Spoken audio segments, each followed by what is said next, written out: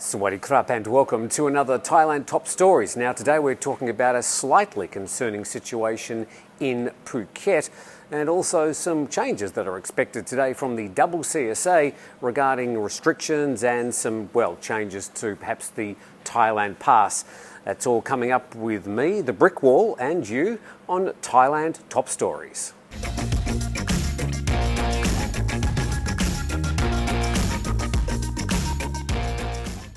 Changes to the Thailand Pass will come into force from December the 1st as the National Communicable Disease Committee has now approved a plan to replace PCR tests with rapid antigen testing. This will be applicable for visitors travelling from 63 eligible countries and territories who are now allowed to travel to Thailand. The alternative will likely remove the much-hated one night of quarantine in an expensive SHA hotel. But the revision will only apply to fully vaccinated visitors on the Test and Go scheme. But at the moment, the travellers will still need a negative PCR test within a 72-hour time window before they travel. In other COVID machinations, the Department of Medical Services has signed an agreement to buy 2 million pills of the US-developed Molnupiravir, the world's first oral antiviral medication for the treatment of COVID-19. And the Department of Disease Control signed an agreement to buy another 30 million doses of the Pfizer vaccine, which will be administered as booster shots next year. A meeting of the CCSA today will decide the latest changes to restrictions and guidelines, including changes to land border entry into Thailand. All that news will be reported first at thetiger.com. COVID infections in Phuket are creeping up again after nearly 4 weeks of increased arrivals and a revival of night spots and bars around the island, despite officially being illegal. Yesterday there were 109 new infections on the island, although many informal social media posts by residents about their COVID status suggest the real number could be much higher. A spokesperson for the Phuket Provincial Office noted that most of the new cases are from entertainment venues for socialising, drinking and eating. The mass testing of Patong nightlife staff has also been confirmed by a number of independent sources, including posts in Thai media showing the tests being conducted at some venues. Venues have been flouting official edicts from the Thai government and CCSA, which has banned the reopening of the country's bar and entertainment scene until at least January the 15th. But there are now fears that the situation in Phuket's nightlife zones may impact the CCSA's considerations today about the reopening of bars and nightlife in other parts of the country. Whilst we're in Phuket, local police have defended officers on station in front of a restaurant in Patong after a post online accused police of destroying tourism and quoting foreign tourists as being robbed. The photo's also been widely shared, including on the Thaiger's Facebook page. But officials hit back, saying that the police were only doing their duty as traffic police. Here's some of the official response.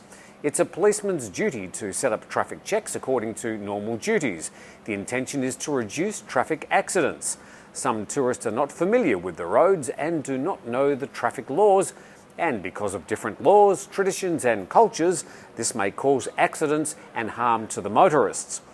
They then went on to quote a salad of stats about Phuket's road accidents, but few of the social media commenters provided much support for the local constabulary, saying that it was a throwback to the pre-lunch cash grabs that the checkpoints were famous for. Since photos and videos of Chiang Mai's sexy street vendor went viral, the 24-year-old woman says her orders for the Thai pancakes, known as Khanom Tokyo, multiplied just by showing a bit of cleavage.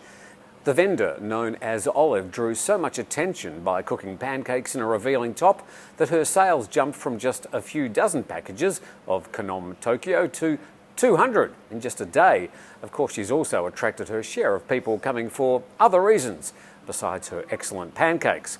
Olive told Thai media that a motorbike driver crashed his bike because he was distracted. Thai fashion bloggers are also posting about Olive's cardigan-style shirt. They're calling it the Slinky Tank Top, which has been worn by celebrities like Kylie Jenner, as well as by several Thai actresses and models. The Thaiger's Pond Pakawat spoke to Olive in Thai and has been the channel's most popular video this week. of course. To some regional news, and Myanmar's military has notified Cambodia that it will not attend the 13th Asean summit, where leaders from Asia and Europe meet, this time online, saying it would only send a technical team to watch the talks. Asean is made up of 30 EU countries and 21 Asian countries that together account for 60% of the world's population and 60% of worldwide trade. And the Burmese junta is still sulking at Asean, as this is the third time it's missed ASEAN-related summits in recent weeks. They continue to refuse entry to an independent ASEAN negotiator to inspect the situation. Myanmar's military seized control of Aung San Suu Kyi's elected government in February and violently suppressed protesters. And Thai Airways isn't the only regional national carrier technically bankrupt at the moment. Indonesia's flagship carrier Garuda is negotiating with its creditors to restructure its nearly $10 billion US debt, with the Indonesian government indicating the chances of an immediate bailout are slim. The airline's plagued by a wide range of internal issues, from corruption to excessive aircraft leases, and is planning to restructure to rein in the debt to around $3.7 billion US. Well, that's some of the main stories from around Thailand and the region today. To catch up with all the latest, you can go to thetiger.com. Should be an interesting meeting today with the CCSA, and we'll do our best to bring you all the news from that meeting as soon as it comes to hand. In the meantime, from Thailand Top Stories, have a fantastic weekend, and we look forward to seeing you next week.